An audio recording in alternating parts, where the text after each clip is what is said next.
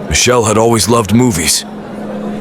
Growing up, she spent countless weekends in the cozy confines of the local movie theater, her eyes wide with wonder as stories unfolded on the big screen.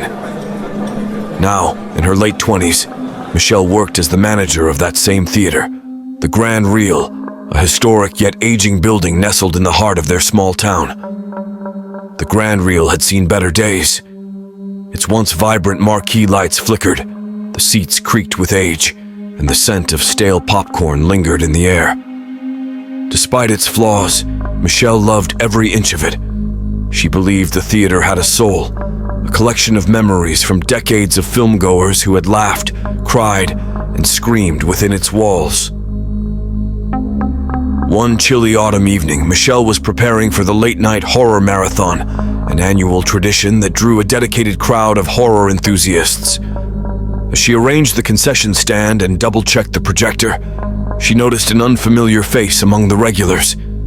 A man in his 40s with a scruffy beard and piercing blue eyes stood near the entrance, surveying the lobby with an unsettling intensity. "Hi there. Can I help you with something?" Michelle asked, masking her unease with a friendly smile. The man's gaze shifted to her, his expression unreadable. "Just here for the marathon," he replied curtly before turning away. Michelle shrugged off the encounter and continued her preparations. As the clock struck midnight, the theater doors closed, and the marathon began. The eerie glow of the screen illuminated the darkened room, casting long shadows over the audience. Michelle settled into her usual spot at the back of the theater, watching both the movie and the crowd. As the first film reached its climax, a blood-curdling scream echoed through the theater. At first, Michelle thought it was part of the movie, but then she saw the man from earlier standing up, looking around frantically. The scream came again, louder this time, and the crowd erupted into chaos.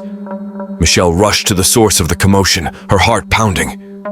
There, in the middle of the theater, a young woman lay slumped in her seat, her eyes wide with terror, a knife protruding from her chest.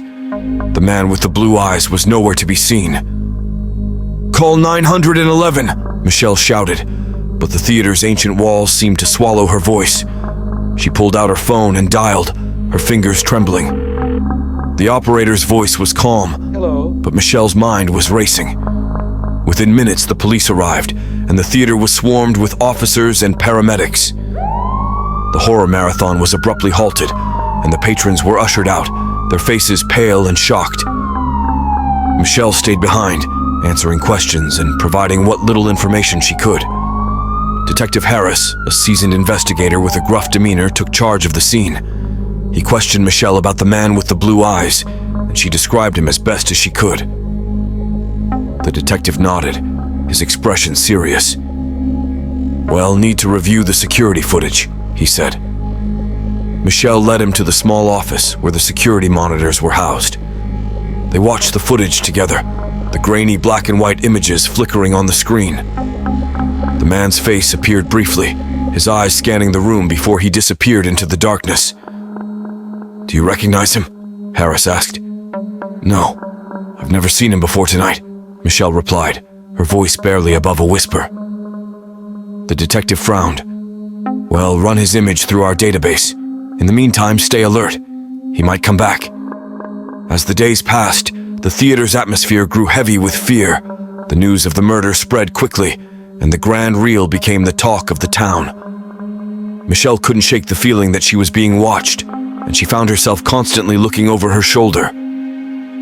One evening, as she was closing up, she heard a faint rustling sound coming from the projection room. Her heart raced as she crept up the stairs, the old wood creaking beneath her feet.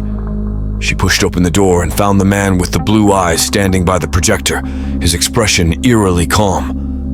"You shouldn't be here," Michelle said, her voice trembling. The man smiled, a cold, sinister grin. "I just wanted to see how the show ends." Before Michelle could react, he lunged at her, knocking her to the ground. She struggled against him, her mind racing. In a desperate move, she grabbed a nearby reel of film and swung it at his head. He staggered back, dazed, and Michelle seized the opportunity to run. She sprinted down the stairs and burst out of the theater, her breath coming in ragged gasps. She could hear the man's footsteps behind her, growing closer with each second. She darted into a nearby alley, her only hope of escape. Just as she thought she was safe, a hand grabbed her arm, yanking her back. Michelle screamed, but her voice was lost in the night. The man's grip was like iron, and she could see the glint of a knife in his other hand. "This ends now," he hissed, his eyes wild with fury. But before he could strike, a loud voice echoed through the alley. "Drop the knife!" It was Detective Harris, his gun drawn and aimed at the man. The man hesitated for a moment, then lunged at Michelle. A gunshot rang out, and the man crumpled to the ground, the knife clattering away. Michelle collapsed, sobbing with relief as Harris approached. "Are you okay?" he asked, his voice gentle. "I think so," she whispered, her whole body shaking. The paramedics arrived quickly, tending to Michelle and securing the man.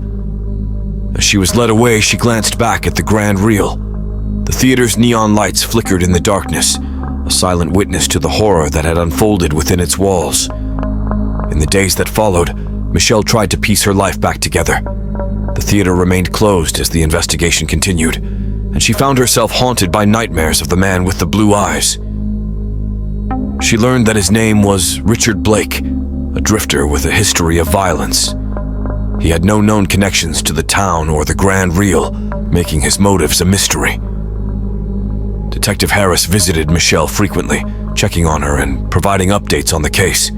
A bond formed between them, born from the shared trauma of that night. They spent hours talking, finding solace in each other's company. One evening, as they sat in Michelle's living room, Harris handed her a small box. "I thought you might want this," he said. Michelle opened the box to find a reel of film, the same one she had used to fend off Richard. "Thank you," she said, her eyes welling with tears. "It's a reminder of your strength," Harris said softly. "You survived." With time, the grand reel reopened, and Michelle resumed her role as manager. The theater had changed, its once vibrant energy now tinged with a sense of loss. But Michelle was determined to keep it alive, to honor the memories of those who had found joy within its walls. As she stood in the projection room watching the film flicker on the screen, she felt a sense of peace. The theater had survived, just as she had. And though the shadows of that night would always linger, Michelle knew she had the strength to face whatever came next. And so, the grand reel continued to be a place of wonder and fear, a sanctuary for stories both light and dark.